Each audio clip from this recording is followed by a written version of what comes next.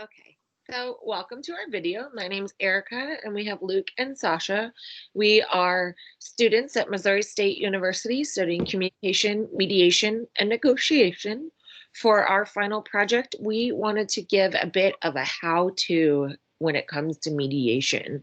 So what is mediation? Mediation is an alternative dispute resolution option. As far as most disputes that go to court or end up physical, this is an alternative process. There's several types of mediation for people to use. There's family mediation. So if you bring together siblings and they're having an argument, or parents that are arguing and you discuss with them options and reach a common ground to find an agreement for the dispute, that would be family mediation. Then there's community mediation. Community mediation is often about keeping the peace. You will often see this with officers out in the field. There's also victim offender mediation. This is a special type of mediation where they bring the victim and the offender in a room to mediate what happened. Oftentimes, this reduces the recidivism rate for the offender while also giving closure to the victim. The next type of mediation we have is called a school-based peer mediation. This is used many times to bring bullies and victims in the room. This kind of mimics the victim offender, only this is just stepping it down before it hits a criminal level. In workplaces, you will see organizational mediation, which is often facilitated by human resources reps to help with conflict in the workplace. You can even use mediation in a way of marketing to work with your company to mediate with clients to figure out what needs to be done. Finally, there is the government or court annexed mediation. This is the mediation that you would use if you had begun excuse me, if you had begun a dispute and had to take it to a courthouse. Oftentimes the judges will order mediation rather than trial. The statistics from McCorkle and Reese 2019 tell us that 27 to 63% of mediations do not make it in front of the judge. They are resolved in mediation with compliance of the agreements at 90%. So mediation is not only successful, time-saving, money-saving, but it also comes to agreements that are typically held, whereas a court order may not be held up and cause more court time. There are also benefits to becoming a mediator. When you become a mediator, you're able to learn some very quality conflict resolution skills. You're able to use communication skills to flex to the different types of styles of communication in the room, as well as fulfilling the altruistic desire to help people. So that's a little bit about who could use mediation and what mediators do. So let's get talking about mediator strategies. The first one I want to go into is opening statements. So when you're going into mediation, the first thing that you can expect from your mediator is to have an opening statement. There's a couple different types of this. Oftentimes, if it's a new mediator, it'll be a monologue style of mediation opening statement, which does not really give the participants much time to add in, but also sets a source of power in the room for the mediator to be able to tone down any sort of struggles later and keep it flowing through the process. The other one is interactive, which is often used later on in a mediator's career.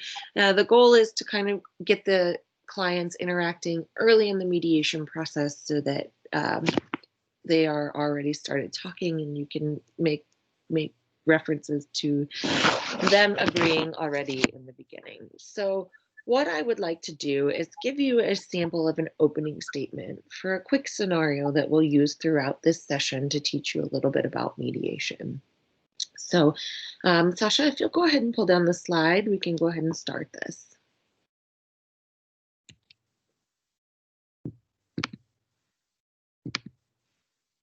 Oh.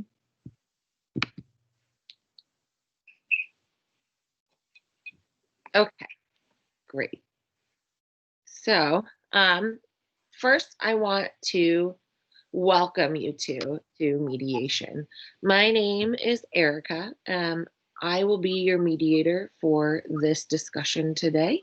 My credibility comes in because I took the 40-hour mediator course through the Conflict Dispute Resolution Center on Missouri State. So I am able to mediate in the state of Missouri. I would like to confirm that in this case, we have everybody present that needs to be present. So I have Luke and Sasha. Is there anybody else that needs to be here? No, not that I can think of. No. Okay, perfect. I want to remind you both that this is a voluntary procedure. That means that if any time throughout this process one of you feels like this isn't working and you want to stop mediation, we can at any moment. It will always be voluntary for all three people involved, including me. If I feel like this is not going to work for us anymore, we will go ahead and end. Typically, that's not the situation, so I'm not concerned. The purpose of today's session is to come to a conclusion. So do you both agree that we will create a solution today? I hope so. Yeah, we can. Right, that's the goal. I wanted to talk about the phases. We're going to start with, we'll tell the story. We'll work through that, try to separate the differences and come to a agreement that works for everybody. So I want to remind you that I am not a judge or an attorney, and I am completely impartial. So it makes no difference to me who gets what and who does what. I'm just here to help you get the best results so both of you leave happy. My goal is to have a happy mediation and you guys to be able to have a repaired relationship when this is over.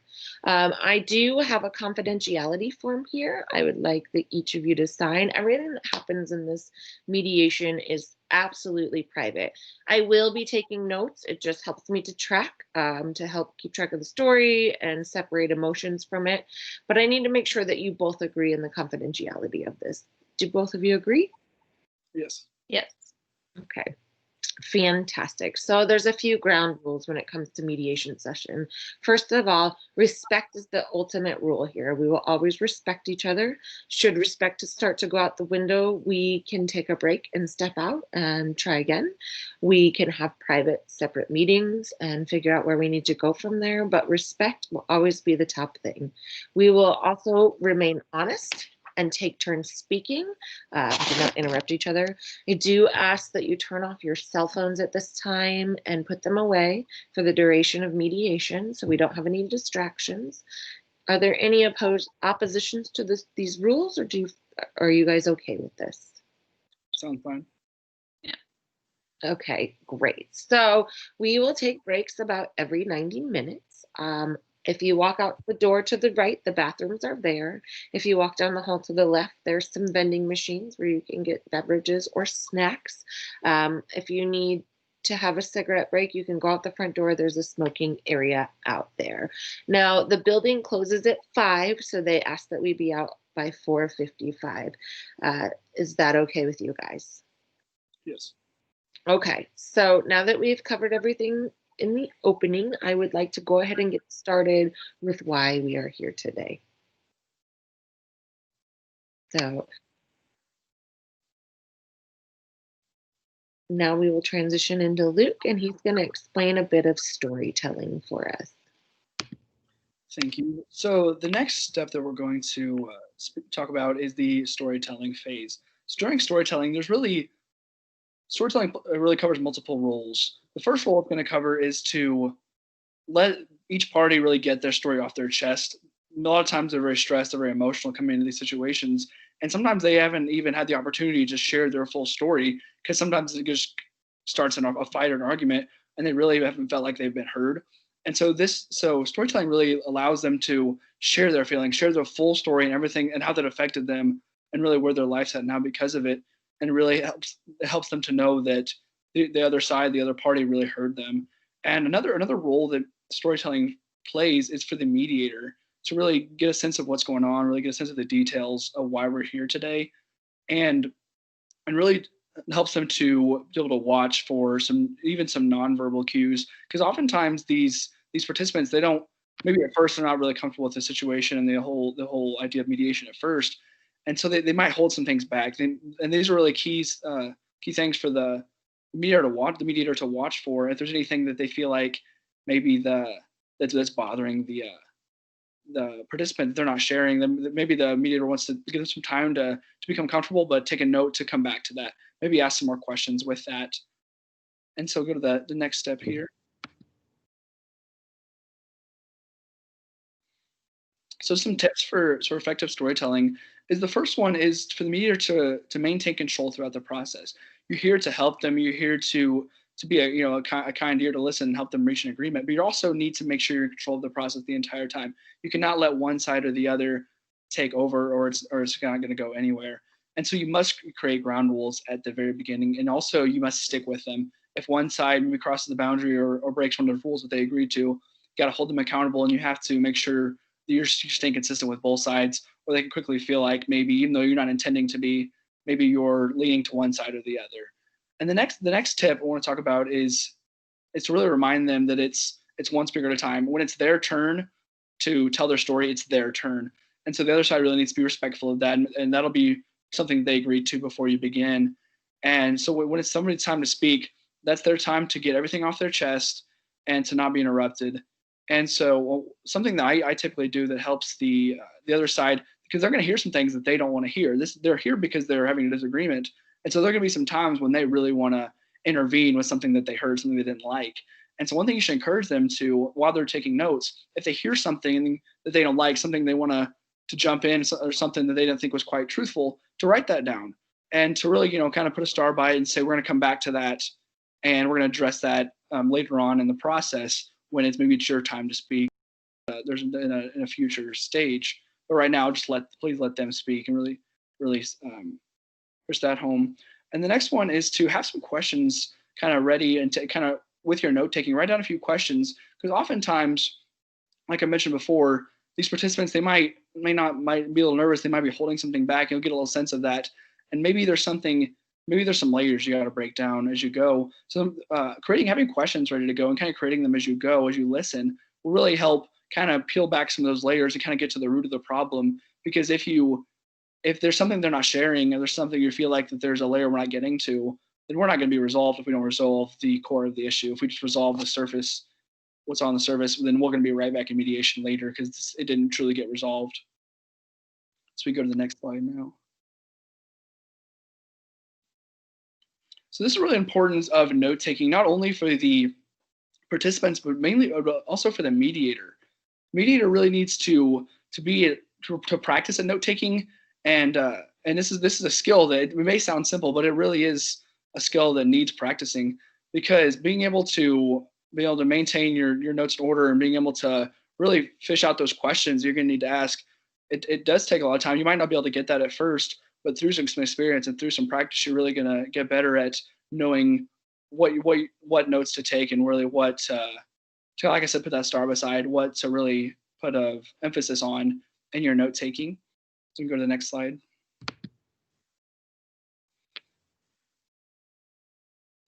Some troubleshooting with storytelling is some things that we experience that you might run into, and every situation could be different, but some things that we've experienced.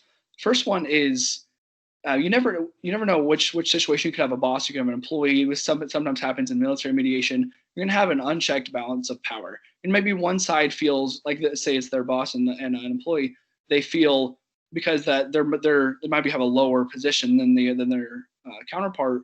There's something they don't want to hold back. They don't really feel comfortable sharing. So you really want to address that if you feel that that's an issue. Really, you want to nip that in the bud and say, we're here. We're going to fully share our story and not be afraid to not feel like we have to hold anything back because of the other side. Also, you really want to encourage collaboration. Really want to say we're not going to attack. We're not going to attack each other. We're not going to be mean. We're not going to be hostile. We're here to work out a problem. We're here to reach an agreement. So really just encourage that collaboration. And also, it's another thing as I addressed earlier, really encourage them for that note taking. So we don't want those outbursts. We don't want a fight a fight happening. We really want to keep emotions in check during this process. And that's really going to be helped by encouraging them to really write those interrupt when they're feeling like they want to interrupt. Really write those down. Put that star beside it. Really save that for later. And also, whether they're meaning to or not, we've experienced this with people tend to. It happens to all of us. Maybe get off on rabbit trails. Maybe get a little sidetracked. when they're speaking. And so really want to keep them on track. They might, start on the topic at hand and get off on a complete other story. And it happens to all of us. We really want to kindly and respectfully kind of nudge them back in the right direction, kind of bring them back to the topic at hand and the problem at hand, so that we're not wasting time. We're staying on the correct path to resolving the issue. On the next slide here.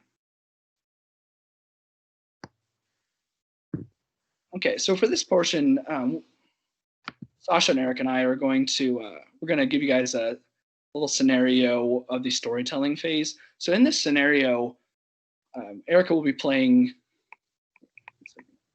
the mediator, and Sasha and I will be playing neighbors who have reached a disagreement. There is a large oak tree that is on Sasha's property, and it is we have a disagreement. It's blocking. I'm the neighbor. And I feel like it's blocking my view and my new window, and it's really blocking a lot of light coming in. And we're having a disagreement as far as what to do to resolve this issue. And so we decided to seek mediation with Erica today. And so this is going to be an example of the storytelling process. Okay, thanks, Luke. So at the end of the opening statement, I would begin like this. Now that we have an agreement to begin mediation today, Sasha, I would ask that you begin to tell us why we're here today first, since you are to the left of me. You usually start with somebody to the left. So go ahead. Well, we're in mediation today because my neighbor just thinks that my oak tree is just in his way. It was planted by my great-grandfather, and it is very special and important to me. And he thinks it's just all in the way for his brand new bay windows that he put in. I don't understand why this is even his problem. It's on my property. It's not causing any harm.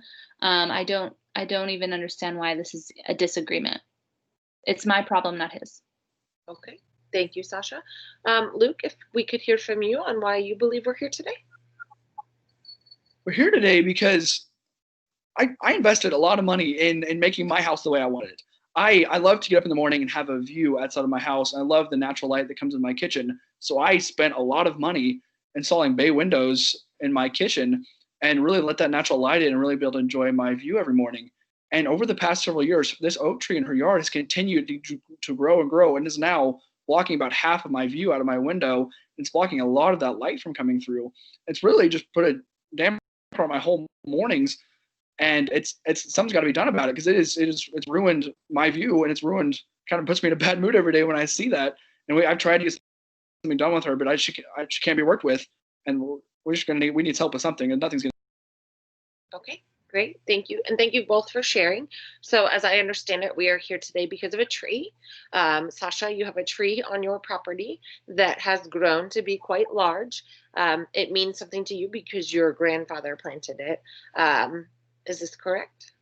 Yes. Okay. And Luke, there is a struggle with this tree on Sasha's property because it's grown to be too large, and it now it impinges on your view from your bay windows.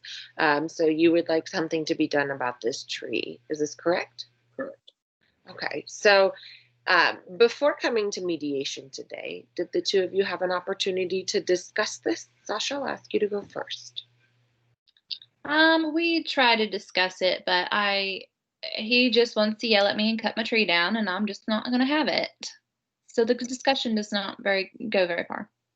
Okay, so I understand you do not want to cut down the tree. No, I do not want to cut my tree down. Okay, Luke, have you felt the same way about discussions? What do you feel about this? We've tried to talk about it. I've approached her several times, but it does quickly turn. I think both of us get heated at times. It does quickly turn into an argument. So we've never been able to even come close to an agreement on what to do about it. Okay, so Luke, is it cutting down the tree that you would like to happen here? I mean, at first, yes, I would. I mean, I before I knew kind of what the significance of the tree was to her, I did want the tree cut down.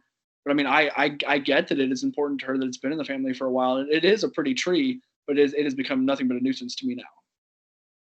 I understand that. Thank you. So I understand that you are empathizing with the fact that this tree is special to her, but it is still a nuisance for you. Is that correct? Yes. Okay. And Sasha, could you maybe elaborate a bit on how you feel this could work between the two of you? I mean, we we might be able to come to some sort of agreement. I don't know. I mean, the tree is not dangerous. He he's just worried about the aesthetic of the neighborhood. I just find that it is something where he's demanding me to change something on my own property, and I just am a little offended by such accusations. I just don't think it's very kind. I don't know if we can come to an agreement, but there might be solutions out there. Okay, great. So I understand that you feel like this tree is not an issue. Is there some empathy on the other side that Luke cannot see out of his bay windows? Can you understand how he feels, perhaps? I mean, yeah, I mean, that is annoying that you put these windows in and there's a tree in the way. But the tree was there as well. So I see what he's saying, how it's annoying. Okay.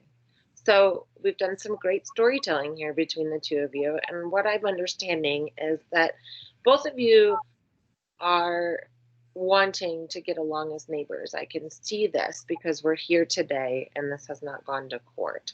Um, do you think that there's going to be able to be a resolve today, Luke?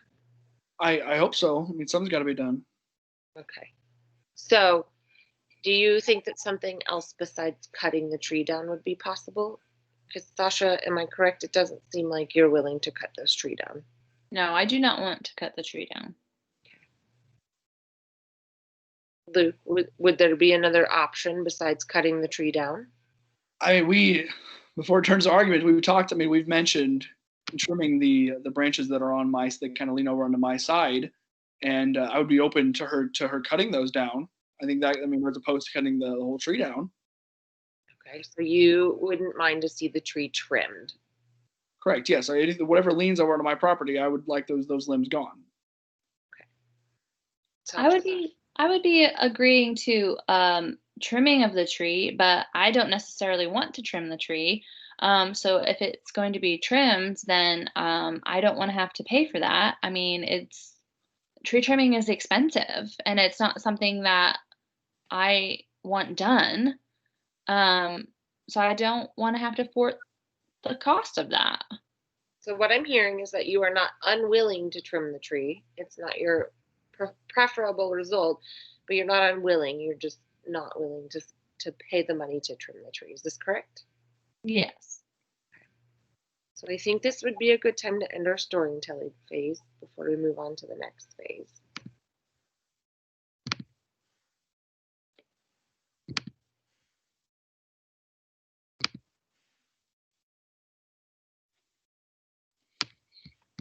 Okay, so what you just saw was an example of, like I said, of the storytelling phase.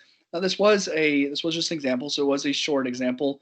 So typically, a storytelling phase will be longer than this, and just we wanted to give you a short idea of that, and some tips and tricks going forward is with some issues you might run into with the storytelling phase. Something to kind of keep in mind is the first one is that you might run into these, like I said, these people come in with a lot of emotion. Some things drove them here, and they're not showing up happy a lot of times. You know, they're here because with a lot of things to get off their chest. So that might come across, whether it's intentional to them or by them or not, as them like attacking the other participants almost. Them, instead of attacking the problem, they're really yelling at those participants. They might even be taking their anger out, you know, on the tree, taking on the problem on that other person. We want to kind of, you know, pivot that into something that's productive and positive. And so, like, really encourage the participants to not attack the other person, attack the problem. If we kind of get everybody on the same team, get both of them on the same team against the problem, not against each other, it's not a really thing to kind of keep in mind when you hear those words. If you hear any kind of those keywords with them attacking and really accusing the other person, really kind of jump in there and really set a precedent there, and really kind of encourage language, kind of positive language over something that's just gonna, you know, prolong the problem. And the next one is to kind of postpone discussing those solutions until the end. There's a time and a place for those. During the storytelling phase is not that time. It's really to get everything off your chest before we kind of start negotiating or anything. So if there's if anything pops up that shouldn't be during that phase, don't be afraid to kind of jump in there and say, okay, let's discuss this a little bit later. Right now, I'd like to, you know, kind of reinstate what the purpose of the storytelling phase is for. And the next one is is to listen carefully. Really, this goes in with kind of with taking notes correctly as well. Is you really want to listen for those keywords, or even what they're not saying, those nonverbal cues, to really find out what you need to flesh out, what you need to ask them to dive into farther. Because there's going to be things that, like I said earlier, they might be holding back that you really need to. That's the kind of the root of the issue. And finally, encourage them to talk to each other with the mediator, because this, like we said before, you're not a judge. We're, as mediators, we're not attorneys. We're not here to make a decision for them. And so they don't need to be pleading their case to us. They really need to be addressing the other party and really explaining, the way they feel to the other party. That's the way the healing and just the way they're going to be able to move on. It's not them, talking at you, really them talking to each other. So really encourage them and kind of redirect them really respectfully and politely whenever they kind of start talking at you. Coming next after the storytelling phase, we kind of move into the topic lists and the agenda building phase of the mediation process. The topic lists and the agenda building are kind of a short phase in the mediation process, but it's really important because this is where we are able to list the interests and the issues that are truly what brought these two parties in for mediation. Framing what those interests are typically really important for the mediator to get right, because we're not trying to pick sides. We have to maintain that balance of neutrality and unbiased. So we have to make sure that we are picking and framing those interests correctly, so that it doesn't seem like we're picking sides. It's also important that we don't move into this phase too soon. So the storytelling phase is crucial for getting the topics pulled out of those conversations. But if we don't finish the storytelling phase, we're not able to get all of the topics that we need. So our list that we have for the agenda is made up of negotiable issues, not feelings, not beliefs, and not values. These are things that we can actually negotiate about on the table for each of the parties. So the components of the agenda, there has to be a mention of commonality. So there has to be a point where both of the parties and the mediator can pull out, well, I see that you want this, and I see that you want this as well. We want to be able to find common ground for each party to kind of build their agreement off of. We have to make sure that that list of negotiable issues is coming from, like we said, the notes, which are so crucial. The mediator that is writing notes. And so we're able to kind of pick out these little things from what each party is saying as, oh, this is what you're really saying is so important. Let's write that down. And we want to make sure that the agenda covers each one of the parties' main concerns. We want to make sure we don't leave anything out, and that both parties are having their concerns covered. So some agenda tips and tricks. How do we know when to move into the agenda phase of mediation? Typically, whenever the parties start repeating themselves in their storytelling phase, we know that it's time to move on. And when the parties feel like what they have said has been heard by the mediator and the other party, that's a good indication of when it's time to move forward. But parties also give verbal and nonverbal cues as well, as that they're ready to move to the next section. How does a mediator stay neutral? Making sure that the agenda is framed and written in a way that does not show any sort of bias towards one party or another. Making sure that the questions and the lists seem neutral and aren't leaning towards one side or another is really important. We want to make sure that they're common issues and not a list of demands, not one party saying, I want this, this, and this. We want to make sure we're trying to eliminate that. So how do you improve relationships whenever there's been a breach of a value, a belief like trust and respect?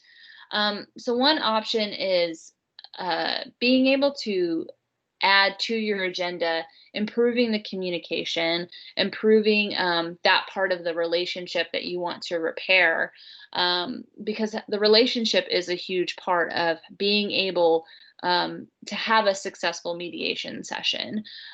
We want the communication to be there. We want these relationships to be improved, because a lot of times people, not a lot of times, but there are times that people have to keep working with the people that they are in mediation with. So improving and making those relationships better is typically a priority as well. Moving on, whenever we start going into the agreement phase, we kind of start listening out a general agreement to the issues that were stated during the agenda phase. So we'll kind of put like a loose writing, we'll kind of start agreeing on things. And once we start making a formal agreement, it's important that the agreements use direct language. We know exactly what to expect. And it's very clear and concise. Usually these agreements are positive. They have a positive outcome for both parties. And they're impartial. They're trying not to pick one over the other. We're not allowing that power struggle that we kind of mentioned earlier on. One person is not dominating the agreement over another. And these agreements are concrete because, like we said earlier as well, that they are binding contracts for people to agree upon, whether the courts made them do mediation or if it's a community mediation. These are legal binding documents to improve the relationships and situations that these people have come to mediation for. So there are some what if scenarios that could happen. What if there's a partial agreement? It's okay if the parties come to a partial agreement. A mediator can write a partial agreement, and then they can come back later and work through the other issues. If they choose at a later date, they can always schedule another session. What if there's no agreement? That's okay as well. There are parties that won't come to an agreement. There are cases that mediation is just not the answer for. And that's not anybody's fault. Sometimes it's just a situation where a mediator can't help these people come to an agreement. And so it's one of those things where we have to kind of work through that. Or if it's something that's just too hard that day, they can schedule another session and they can come back to it if they'd like to. What if an agreement needs to be adjusted after the mediation session? If there comes a time where circumstances have changed and situations have changed, agreements can be revisited and adjusted accordingly for each party to make sure that they are still moving in a positive direction and both of their needs and interests are being met. In closing, whenever we're closing a mediation session, usually the mediator is going to write up the session, write up the agreement, thank the parties for coming to the session. Sometimes participants will get an evaluation form to fill out. It's a feedback form for the mediator, so that way they can find out how the program's doing, if the parties had a good experience, and things that they need to change. Mediators might also debrief with other colleagues as well. This way they can kind of discuss what has gone on in mediation in the session and kind of go over technical aspects of the session that they can improve on and make the mediation session better themselves. So closing is kind of the big wrap up of the whole session, and it makes it so that the parties involved are able to leave with their agreement and have a better understanding of what mediation is like, and then hopefully in the future, if there's disagreements, they'll use it again. So now we're going to kind of go back to our mediation session that we were kind of mediating, and we'll go through the last few steps of this process so you can kind of see how it goes and how it feels. Okay, great. Thank you, Sasha. Okay, Sasha and Luke, welcome back after our break. Before our break, we were discussing trimming the tree. The last thing that we heard was Sasha's willing to trim the tree, but she is not willing to pay for it. Luke, is there something that you could do along those lines? Would you be willing to trim the tree? No, I cannot afford to trim the tree myself. Is there something that you two could do to get on the same page since you both agree that trimming the tree is okay? I mean, I would be willing to split the cost of trimming the tree. I mean, I know that eventually it will have to be trimmed um, because of power lines, and we don't want it to fall and things of that nature.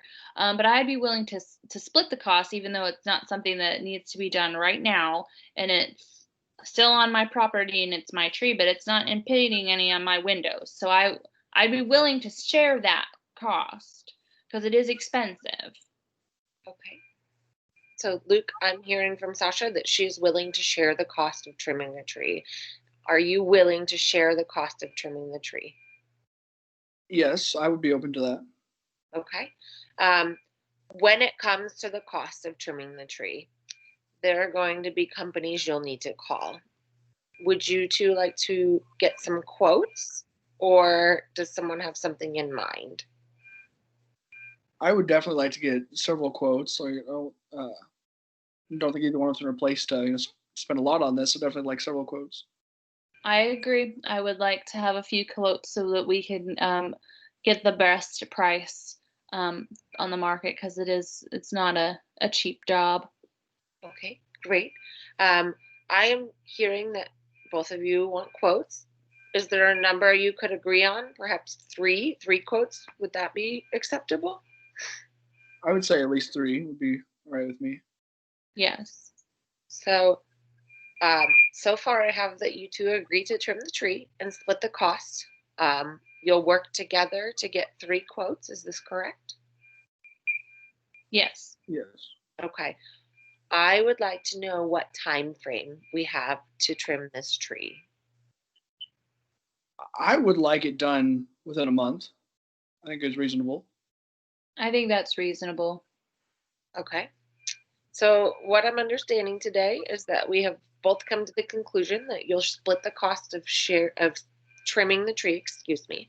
But before doing that, you'll work together to get 3 quotes from 3 different companies. You'll take the lowest quote, and within a month, you two will split the cost of trimming the tree. Does this seem reasonable? Yes. Yes. Okay, great. And are there any other things that we need to discuss today? I don't No. think so. No, I don't think so either. Big weight lifted. Perfect. I'm so glad, and I hope that once this tree is trimmed, you two will be able to be neighborly and enjoy each other. I appreciate you guys. What I'm going to do is ask that we take a 15-minute break. I'm going to step into my office and I'm going to write an agreement for you two to sign. That way we can close out this mediation. Does that seem fair to you guys? Yep. Yes. Okay, great. Thanks, guys. I appreciate you today, and I'll see you in 15 minutes. Thanks. You're welcome. So today we have shown you a bit of what mediation is. It's a how-to. Our platform is a little different than normal. We're currently experiencing the COVID-19 global pandemic, so meeting up to do this video did not seem like the best option, so we went with this. We hope that even though the platform was a bit different than normal, that when you came to this video to learn some how-to, you left feeling more comfortable with mediation. So perhaps in the future, if you go through a mediation session or become a mediator, this will be very helpful. So we thank you guys. Have a great day.